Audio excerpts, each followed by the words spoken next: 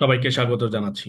Sustainable textile বলতে আসলে আমরা বুঝবো হচ্ছে যে এরকম টেক্সটাইল, যে টেক্সটাইল গুলা তৈরি করা হয়েছে বা এরকম গার্মেন্টস, যে গার্মেন্টস গুলা তৈরি করা হয়েছে এরকম একটা ভাবে বা এরকম একটা ওয়েতে, যেখানে হচ্ছে যে পরিবেশের উপর, আমাদের এনভায়রনমেন্টের উপর বা আমাদের সোসাইটির উপর মিনিমাম ইম্প্যাক্ট তৈরি হয়েছে। মানে কোনো নেগেটিভ ইম্প্যাক্ট তৈরি হয় নাই, এরকম ওয়েতে যদি আমরা কোনো টেক্সটাইল তৈরি করি তাহলে সেটা হচ্ছে সাস্টেনেবল টেক্সটাইল বা সাস্টেনেবল অ্যাপারেল অথবা সাস্টেনেবল গার্মেন্টস আমরা বলতে পারি। আমরা একটা জিনিস বলে রাখা ভালো যে এখন যে যুগে বসবাস করছি সে যুগে হচ্ছে সাস্টেনেবল বা সাস্টেনেবিলিটি নিয়ে প্রচুর পরিমাণে আলোচনা হচ্ছে। কারণ হচ্ছে যে আমাদের অন্যতম একটা কনসার্ন হচ্ছে সেটা আমাদের এনভায়রনমেন্ট। আমরা জানি যে আমাদের এনভায়রনমেন্ট দিন দিন আহ নষ্ট হচ্ছে। তো সেটা নেগেটিভ ইম্প্যাক্ট অলরেডি পড়া শুরু হয়েছে। তো সেই ক্ষেত্রে হচ্ছে যে আমরা জিরো ওয়েস্টেজ বা জিরো প্লাস্টিক বা যে ম্যাটেরিয়াল গুলাতে হচ্ছে আমাদের এনভায়রনমেন্টে হ্যাম্পার করে সেই ম্যাটেরিয়াল গুলা আমরা একেবারে জিরো করব, সেটা হচ্ছে বর্তমান ওয়ার্ল্ডের টার্গেট। তো সেই ক্ষেত্রে সাস্টেনেবল টেক্সটাইল আসলে খুব গুরুত্বপূর্ণ ভূমিকা পালন করছে। এখন এই সাস্টেনেবল টেক্সটাইলটা আসলে কি, কিভাবে সাস্টেনেবল টেক্সটাইল বা সাস্টেনেবল অ্যাপারেল আমরা তৈরি করতে পারি, সেই বিষয়গুলো নিয়ে আজকের আলোচ্য বিষয়। এখন এখানে আমি একটু ডেফিনেশন দিয়েছি, যেখানে বলা হয়েছে যে সাস্টেনেবল অ্যাপারেল বা ক্লোদিং গুলা বা আমরা জানি যে এই ক্লোদিং বা অ্যাপারেলের মধ্যে অনেক রকমের অ্যাক্সেসরিজ থাকে। তাহলে আমরা এই ক্লোদিং গুলা এমন ভাবে ম্যানুফ্যাকচার করব বা অ্যাক্সেসরিজ গুলাকে এমন ভাবে ম্যানুফ্যাকচার করব বা ডিজাইন করব, অথবা আমরা সেটা ডিস্ট্রিবিউট করব কাস্টমারের কাছে এরকম একটা ভাবে যেখানে আমাদের এনভায়রনমেন্ট বা সোসাইটিতে কোনো নেগেটিভ ইম্প্যাক্ট পড়বে না। যদি সোসাইটিতে নেগেটিভ ইম্প্যাক্ট পড়ে তাহলে সেটা সাস্টেনেবল টেক্সটাইল হলো না। তো সেই ক্ষেত্রে সাস্টেনেবল টেক্সটাইল হতে গেলে আমাদের এনভায়রনমেন্টের মধ্যে কোনো নেগেটিভ ইম্প্যাক্ট পড়া যাবে না। এখন আমরা সাস্টেনেবল টেক্সটাইলের ক্ষেত্রে আসলে খুব গুরুত্বপূর্ণ ভূমিকা পালন করে সেটা হচ্ছে যে আমরা আসলে আমাদের অ্যাপারেলের জন্য কিরকম ম্যাটেরিয়াল ইউজ করছি। যে ম্যাটেরিয়াল গুলো, আমার ম্যাটেরিয়াল বলতে এখানে আসলে র ম্যাটেরিয়ালের কথা বলা হচ্ছে, যে আসলে র ম্যাটেরিয়াল যদি সাস্টেনেবল না হয় তাহলে হচ্ছে আমাদের অ্যাপারেলটাও সাস্টেনেবল হবে না।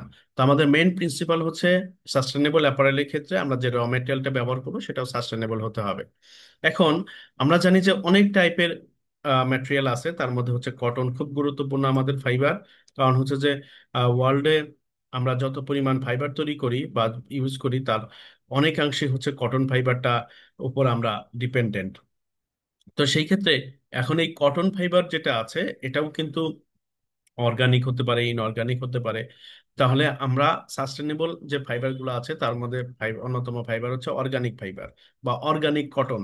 আসলে নর্মাল কটন বা অর্গানিক কটনের মধ্যে পার্থক্য হচ্ছে যে মিনিমাম, মানে যখন আমরা অর্গানিক কটন তৈরি করব তখন কোনো পেস্টিসাইড বা কোনো ফার্টিলাইজার এগুলা ইউজ করা যাবে না।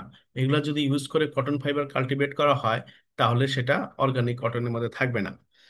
তাছাড়া হচ্ছে যে কোনো হার্মফুল কেমিক্যালস, যেটা হচ্ছে কটন আমাদের এনভায়রনমেন্টের নষ্ট করার জন্য, ডিটোরিয়েট করার জন্য হেল্প করে, সেই ম্যাটেরিয়াল গুলা ব্যবহার করা যাবে না। তাহলে তাহলে এই অর্গানিক কটন যেটা হচ্ছে উইদাউট পেস্টিসাইডস, উইদাউট ফার্টিলাইজার তৈরি করা হয়েছে, আমরা ওই কটনটাকে ব্যবহার করবো as a sustainable material for producing a apparel or garments. Then হচ্ছে আমাদের রিসাইকেল ফাইবার ব্যবহার করতে হবে। রিসাইকেল ফাইবার বলতে আমরা ধরে আমরা এখানে প্লাস্টিক রিসাইকেল বলতে পারি, বা প্লাস্টিক বোতল, আমরা জানি যে বোতলগুলা আমরা আহ, ফেলে দেই, সেই বোতলগুলাকে আমরা রিসাইকেল করে বা বোতলগুলা থেকে আমরা চিপস তৈরি করে সেই চিপস গুলাকে আবার আমরা মেল্ট করে আবার ফাইবার তৈরি করতে পারি। তাহলে এই যে এতে যেটা হবে যে আমাদের আহ, যেটা প্লাস্টিক আছে প্লাস্টিকটার এনভায়রনমেন্টে যে ফেলে দিচ্ছি আমরা, সেই প্লাস্টিকের যে পলিউশন আছে সেই পলিউশনটা কমে যাবে। সাথে সাথে আমরা আহ, আ- আমাদের যে কাঙ্ক্ষিত অ্যাপারেল সেই অ্যাপারেলটাও আমরা পাবো। তাহলে রিসাইকেল ফাইবারটাও হচ্ছে আমাদের সাস্টেনেবল টেক্সটাইলের বা সাস্টেনেবল অ্যাপারেলের একটা অংশ। দেন হচ্ছে ন্যাচারাল ফাইবার, একেবারে ন্যাচারাল ওয়েতে যেটা তৈরি করা হচ্ছে বা কাল্টিভেট করা হয়, যেমন হেম, লিনেন, তারপর হচ্ছে ব্যাম্বো। এইগুলা এইগুলা তৈরি করতে আমরা জানি যে খুবই কম পরিমাণে ওয়াটার লাগে, খুবই কম পরিমাণে পেস্টিসাইড লাগে, একেবারে কম পরিমাণে লাগে। যেমন ব্যাম্বোর কথাই যদি বলি, ব্যাম্বো একেবারে অটোমেটিক, একেবারে মানে মিনিমাম না দিলেও চলে, মিনিমাম অ্যামাউন্টের পেস্টিসাইড বা ওয়াটার এইখানে দরকার। এই এই ব্যাম্বো বা লিনেন এইগুলা কাল্টিভেট করবার জন্য। দেন হচ্ছে বায়োডিগ্রেডেবল অ্যান্ড কম্পোস্টেবল ফ্যাব্রিক, যে ফ্যাব্রিক গুলা হচ্ছে বায়োডিগ্রেডেবল। তো এই বা যেগুলাকে কম্পোস্ট করা যায়, ওই ফ্যাব্রিক গুলা হচ্ছে আমাদের সাস্টেনেবল টেক্সটাইলের একটা অংশ। তো এইখানে হচ্ছে আরেকটা বিষয় একটু বলে রাখি, যে আমরা সাস্টেনেবল টেক্সটাইল বলতে বা সাস্টেনেবল অ্যাপারেল বলতে অনেকের মধ্যে ধারণা হচ্ছে যে আমাদের র ম্যাটেরিয়াল রিলেটেড, যেটা রিসাইকেল হবে বা আপসাইকেল হবে, অথবা হচ্ছে যে আমরা একেবারে ন্যাচারাল জিনিস ব্যবহার করব বা ন্যাচারাল কটন ব্যবহার করব, মানে অর্গানিক কটন ব্যবহার করব। কিন্তু এর বাইরেও ইথিক্যাল প্রোডাকশনের একটা বিষয় আছে যেটা সাস্টেনেবল অ্যাপারেলের জন্য অনেকাংশে দায়ী। সেটা হচ্ছে ফেয়ার লেবার প্র্যাকটিস। আমরা জানি যে আমাদের একটা ওয়ার্কিং টাইম আছে, ওয়ার্কিং ডিউরেশন আমরা যেটা বলি, যে ওয়ার্কিং ডিউরেশন 8 আওয়ার্স। তারপর হচ্ছে একটা মিনিমাম ওয়েজ আছে আমাদের, যারা ওয়ার্কার আছে বা যারা যারা আমাদের প্রোডাকশনে কাজ করে বা যে কোনো জায়গায় কাজ করে, তাদের একটা ওয়েজ আছে। তারপর তাদের সেফটি আছে, যে মানে ওয়ার্কিং কন্ডিশনটা এরকম হবে যেটা একেবারেই সেফ স্বাস্থ্যের জন্য। এখন আমরা যদি, সবই ঠিক আছে, বাট আমরা আমাদের যে ওয়ার্কিং টাইম তার থেকে বেশি কাজ করালাম, বা আমি তাদেরকে পে করলাম না ঠিক মতো, তাহলেও এই প্রোডাক্টটা কিন্তু সাস্টেনেবলের ভিতর আসলো না। তো সাস্টেনেবল হইতে হলে এরকম হতে হবে, যেটা প্রোডাক্ট অবশ্যই সেফটি হতে হবে। তারপর ইনভায়রনমেন্ট, যে ইনভায়রনমেন্টের মধ্যে আমরা কাজ করছি সেটা সেফ হতে হবে। তারপর হচ্ছে ওয়ার্কিং পরিবেশটা, আমাদের যে যারা ওয়ার্কিং পার্সোনাল আছে, প্রোডাকশন পার্সন আছে, বা যারা এই প্রোডাক্টের সাথে রিলেভেন্ট, তাদের সাথে মানে অনেকটাই তাদের স্বাস্থ্যের জন্য ভালো। তো সবকিছু মিলিয়েই কিন্তু আমাদের সাস্টেনেবল বা সাস্টেনেবল অ্যাপারেল। তাহলে যদি আমি তাদের পেমেন্ট অন টাইমে দিচ্ছি, এটা সাস্টেনেবল এর পার্ট। দেন হচ্ছে ট্রান্সপারেন্সি। ট্রান্সপারেন্সি হচ্ছে যে আমি, যে কোনো একটা ব্র্যান্ড তারা কমিট করে যে তারা সাস্টেনেবল বা সাস্টেনেবিলিটি সবকিছুই মেনটেন করে, যেমন সাপ্লাই চেন থেকে শুরু করে র ম্যাটেরিয়াল থেকে শুরু করে সবকিছুই হচ্ছে সাস্টেনেবল হবে, এরকম ট্রান্সপারেন্সি তারা মেনটেন করে। তো এটাও হচ্ছে আমাদের ইথিক্যাল প্রোডাকশনের একটা পার্ট, সাস্টেনেবল প্রোডাক্টের ক্ষেত্রে। এখন কোনো একটা ট্যাগের মধ্যে লেখা আছে সাস্টেনেবল, বাট যদি সেটা আসলেই সাস্টেনেবল না হয়, তাহলে এটা তো ইথিক্যাল প্রোডাকশনের মধ্যে সাস্টেনেবল অ্যাপারেলের ক্ষেত্রে হ্যাম্পার তৈরি করবে। দেন হচ্ছে সার্কুলার ফ্যাশনের ক্ষেত্রে যদি আমরা বলি যে আমরা তো জানি যে ফ্যাশনটা কিভাবে সার্কুলার হচ্ছে। তো সেই ক্ষেত্রে হচ্ছে রিইউজ বা রিসাইকেলিং, এটা আমাদের সাস্টেনেবলের পার্ট। রিসাইকেলিং হতে পারে, আপসাইকেলিং হতে পারে, অথবা যেটা হচ্ছে যে আমরা সেকেন্ড হ্যান্ড মার্কেট তৈরি করতে পারি, যে সেকেন্ড হ্যান্ড মার্কেট থেকে আমাদের প্রোডাক্টটা কেনা হচ্ছে।